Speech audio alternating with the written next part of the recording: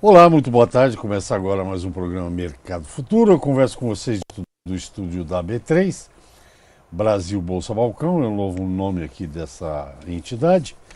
Como eu disse, dessa grande meca do capitalismo, é a B3. E bem, nós estamos em final de setembro. Praticamente a safra de verão já foi cultivada em muitas regiões. Ainda deve ter gente que planta em outubro, talvez até novembro, quem sabe. Lá no começo do ano diziam que o clima ia ajudar e que ia dar tudo certo, esse ano também. Porque se eu não estou cometendo nenhum engano, as duas últimas safras para os produtores de grãos foram boas, eles tiveram um rendimento e tal.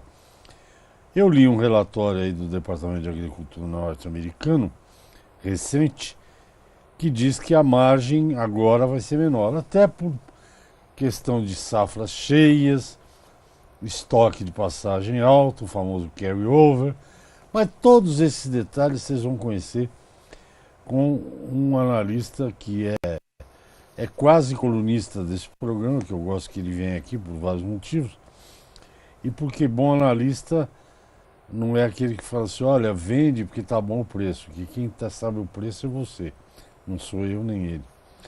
Bem, trata-se do César de Castro Alves, analista da MB Agro, que está aqui comigo.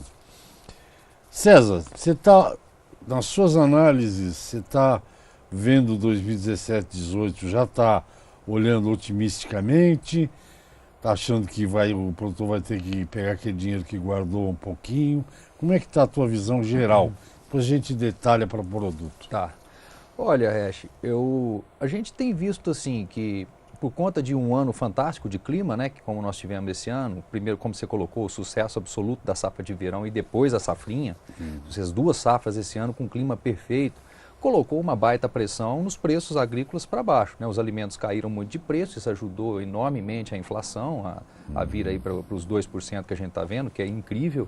E tem uma grande parte disso explicado pelos alimentos, que ano passado estava rodando 20%, se não me engano, a inflação desse grupo. Então, com o sucesso das safras, né, ou seja, formação de estoques, os preços caem. Então, para o próximo, que começa agora o plantio, essa semana está sendo esperado o início das chuvas, né, mais generalizada que o início, né, não quer dizer que vão ser muitas chuvas agora, mas começa, já dá um ânimo e dá, vamos dizer assim, o start do ano agrícola. Possivelmente as condições vão ser muito menores em termos de preço, né, por conta desse momento folgado de oferta que a gente tem e com vamos dizer assim, com um prognóstico de custos relativamente controlado. Isso faz com que a margem do produtor diminua. As indicações climáticas, está só começando, né, agora o ano agrícola. As indicações climáticas, elas são relativamente boas. Não tem um sinal de El Niño ficou para trás, a gente estava no ano neutro, começou a aparecer uma cara de laninha, mas ainda é muito cedo. Talvez isso venha só no começo do ano que vem. Então esse início de plantio, ele deve ser bom. Isso traz esperança de bons volumes, né? Agora é claro que o produtor no meio, depois de uma safra monumental que a gente teve esse ano, os preços estejam para baixo. E nós temos um problema grande de demanda. Nós não estamos conseguindo consumir tudo que nós estamos produzindo, então com isso os preços cedem, né? Isso é verdade para muitos produtos, para o milho e em sequência para a soja e para sequência para as carnes, para o leite. Está tudo caindo porque o milho caiu muito e você tem um grande excesso de produto, né? Eu estava vendo ainda hoje ali, Chicago. Chicago ano que vem soja está operando tudo acima de $10 o bushel ainda. Isso. Que é um. Assim, a safra americana como um todo, ela foi um grande sucesso, né? Apesar de alguns sinais de seca, alguns momentos mais úmidos, alguns analistas exageraram, acharam que ia ter quebra, mas a verdade é que vem aí, está sendo colhido um volume muito grande.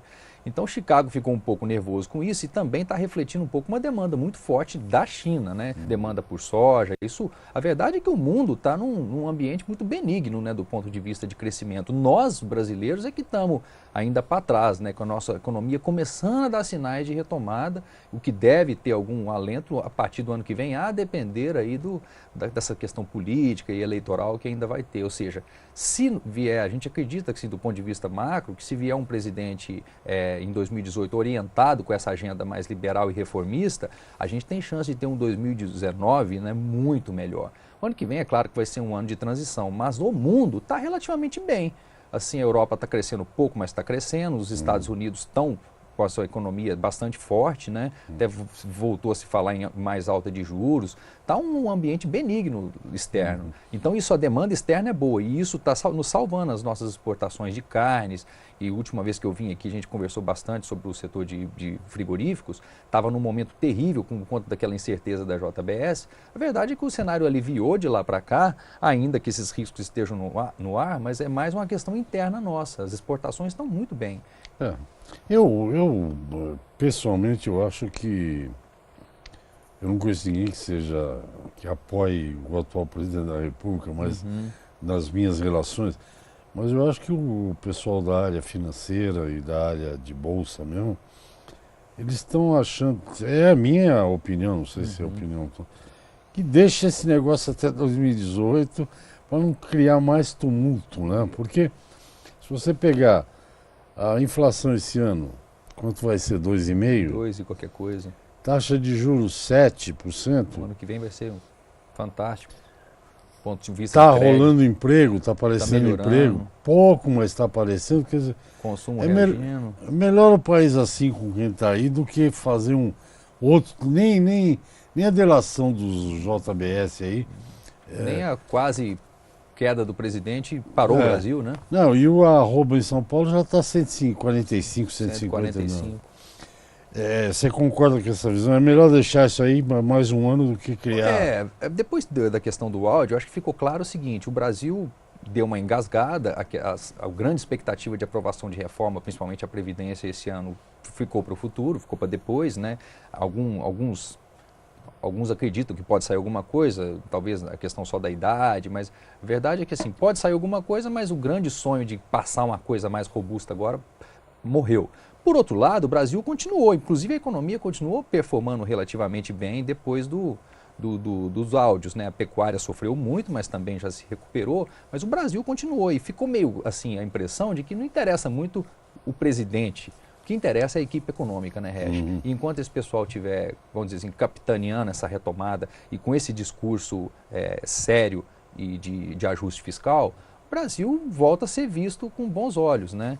E, do ponto de vista externo. Então tem bastante excesso de liquidez no mundo e nós somos um candidato natural a, uma vez inclinados com esse dever de casa a ser feito, né, que é o ajuste, a tendência é que o Brasil tenha vamos dizer assim, uma melhora, continue melhorando esse processo de saída da recessão, né?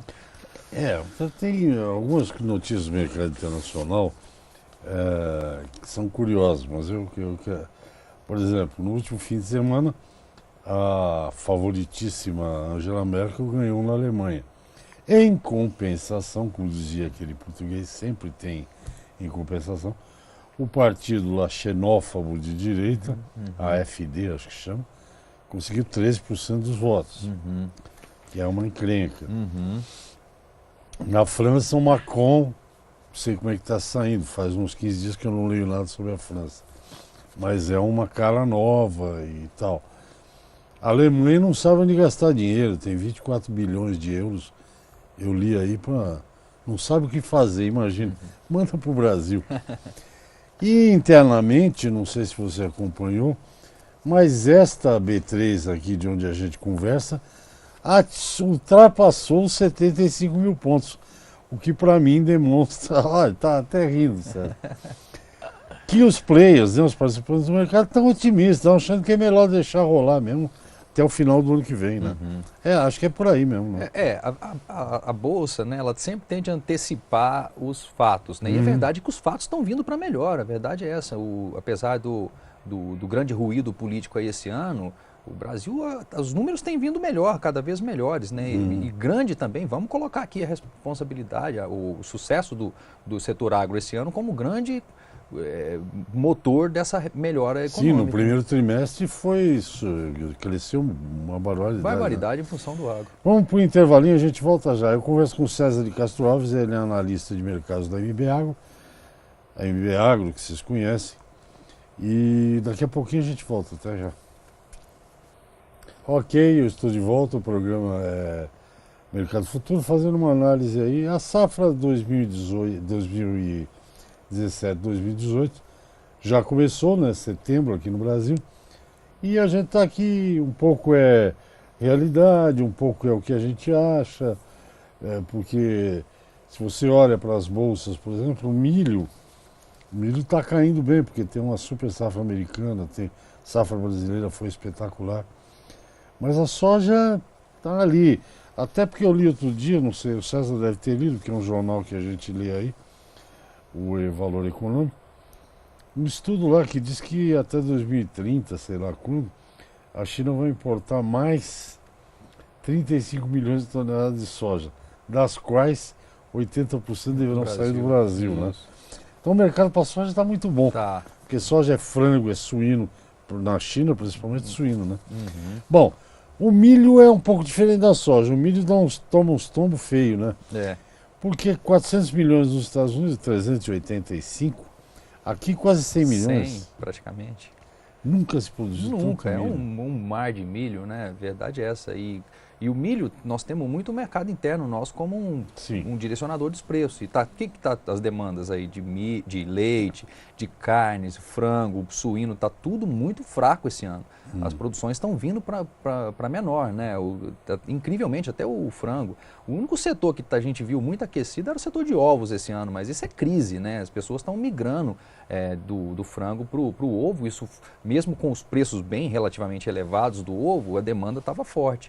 Então isso tende a agora se relativizar, né? O frango tende a voltar a ganhar espaço na medida em que a renda está voltando.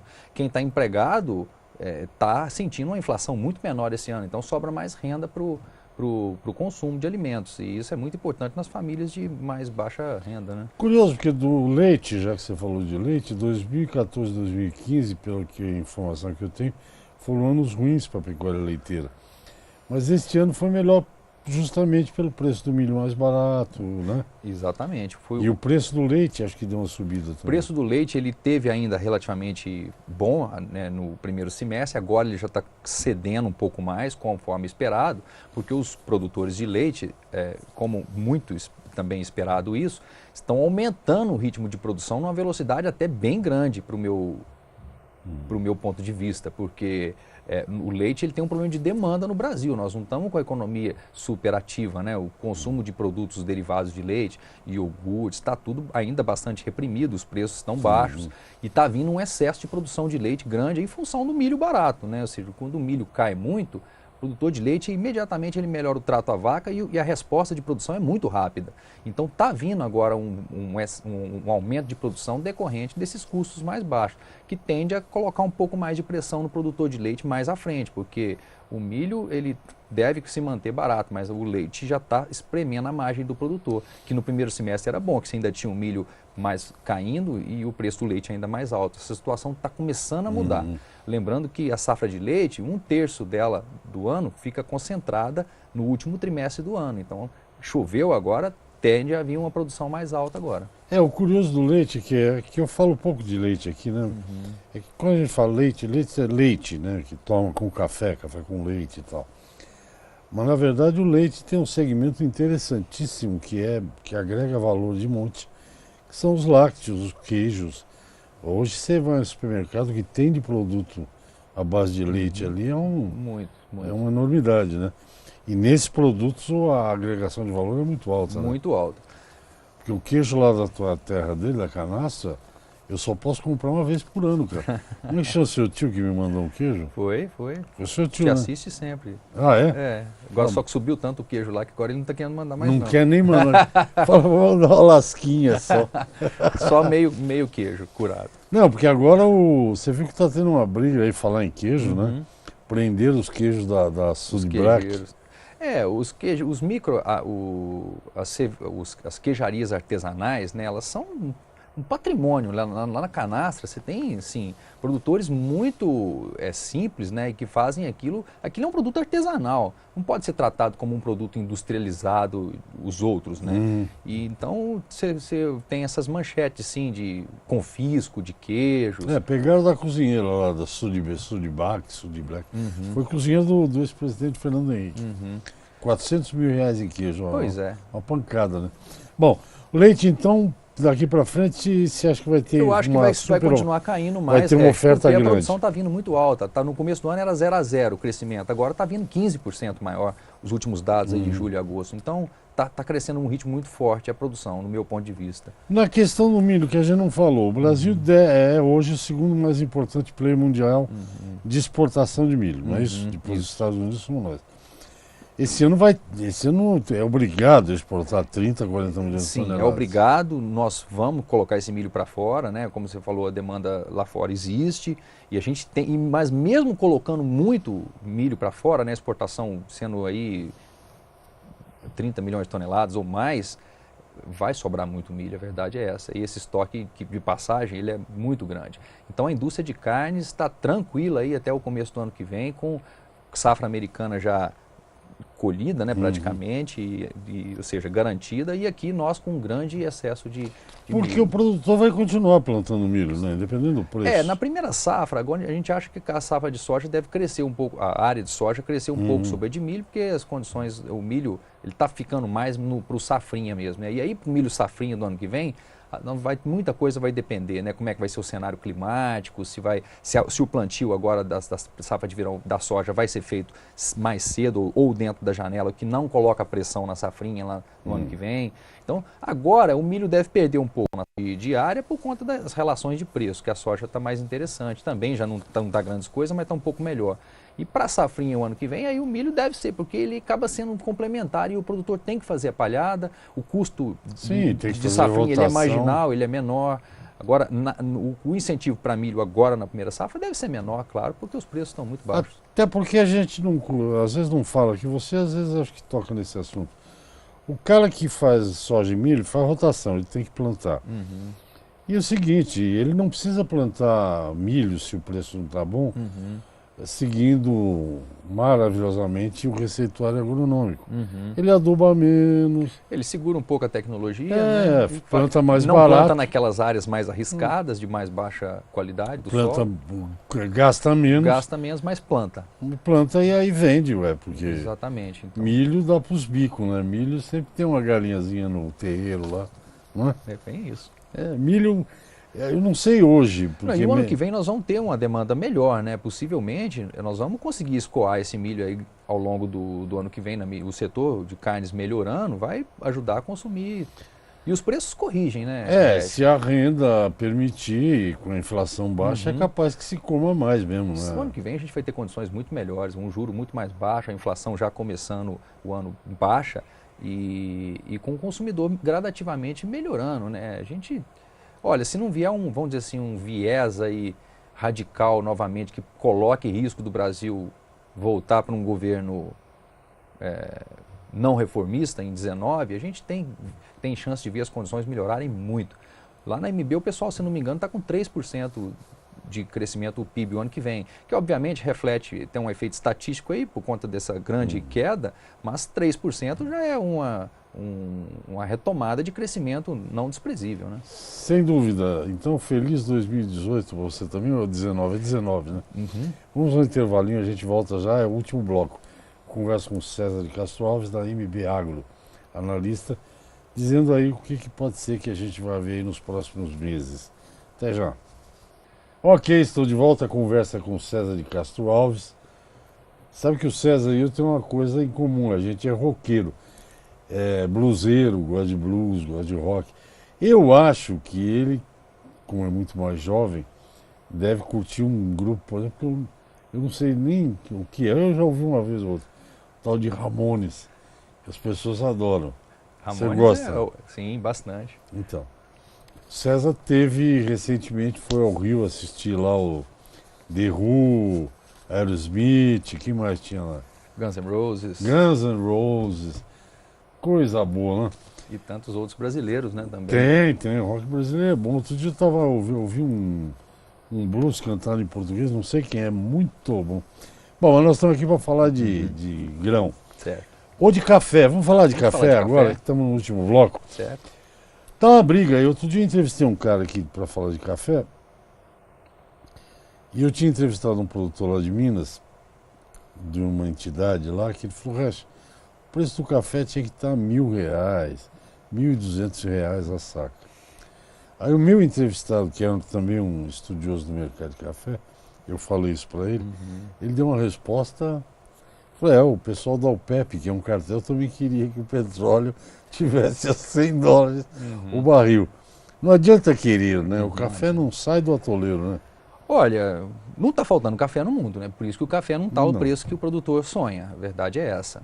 Eu acho que assim, tá tudo vindo como a gente mais ou menos esperava. O clima no ano passado, ele não foi ruim, né? As lavouras de conilon estão melhorando. É claro que você nunca tem um clima perfeito, e é até bom que não tenha, porque senão o café ia estar em que preço se a gente tivesse um clima perfeito. Resch, eu tenho achado essa discussão sobre a próxima safra, porque a discussão agora está centrada no ano que vem, né? Esse ano a gente já colheu, a Conab essa semana revisou 44, tirou 1 milhão de sacas por conta da questão de rendimento, tirou do Arábica, mas elevou um pouco o Conilon, mas na média deu 1 milhão a menos. A broca interferiu. Um pouco de broca, no caso do Arábica, e um pouco de tamanho dos grãos também, né? O rendimento que foi falta de chuva lá em janeiro, fevereiro, em algumas regiões. E, em compensação, o Conilon está vindo muito bem. Nós vamos ter uma safra esse ano bem maior de Conilon, acho que 30%, 35% maior. Que, é claro, ainda é majoritariamente arábica, e nós tivemos um ano menor. A questão que está toda sendo discutida é, o ano que vem a safra é gigantesca, é recorde, não é? Eu ainda acho que, apesar desse momento seco que a gente teve nos últimos meses, ainda há espaço, se as chuvas vierem bem agora, para a gente ter uma safra muito boa ano que vem. Eu não descarto isso não, tudo vai depender da entrada dessas chuvas e do pegamento dessas floradas. Mas eu penso o seguinte, Resch, todo mês de setembro, todo ano, agosto, setembro, são meses secos. O cafeeiro, ele é acostumado com isso, ele gosta disso. Agora, se a gente pegar as lavouras que já vinham depauperadas mais ou menos, elas estão muito piores agora. Mas eu ainda acredito que o ano que vem a gente tende a ter uma safra bastante expressiva de café, podendo até ser recorde, eu não descarto isso não. A produção cresceu, acho que 11 milhões de sacas de café no ano que foi recorde há 2 atrás. Se crescer 6 dessa vez, já bate esse recorde. Então não me parece descabido isso, lembrando que a gente teve muito aqueles esqueletamentos, né, que foram feitos há 2 anos, que agora não entram em produção. Então eu acho que o café ainda está com preços 450, 460, são preços que remuneram na maior parte das regiões, não remuneram todos os produtores, é claro que tem um desvio muito grande de custos, mas... Custo e produtividade, mas o ano que vem tende a ser um ano muito melhor em termos de produção, eu acredito. Olha, eu trabalho, César, com os números que estão aí, porque café é um assunto polêmico, as pessoas... Eu já fui até processado, produtor de café, chamei uns caras do sul de Minas de múmia, agora chamei de novo, né? Mas... Eu trabalho com números, que eu me habituei a trabalhar com isso. O Brasil chegou a exportar 35 milhões de sacas, não é? Esse ano não, mas... É isso mesmo. Não, foi 34 agora esse ano. Aqui internamente tem discussão, mas dá uns 20 milhões por aí. Dá. São 55. 55. Cara... A nossa safra não é de 44. É. Né? Ela não é. Se o Brasil for produzir uma super safra de 65 milhões de sacas, não é para matar ninguém. A não ser que tenha café escondido, não sei. Você sabe? Os números de café são horríveis. A verdade é, se a gente somar o consumo e exportação, dá muito mais do que a Conab fala. É verdade. Isso sempre foi assim, isso é histórico.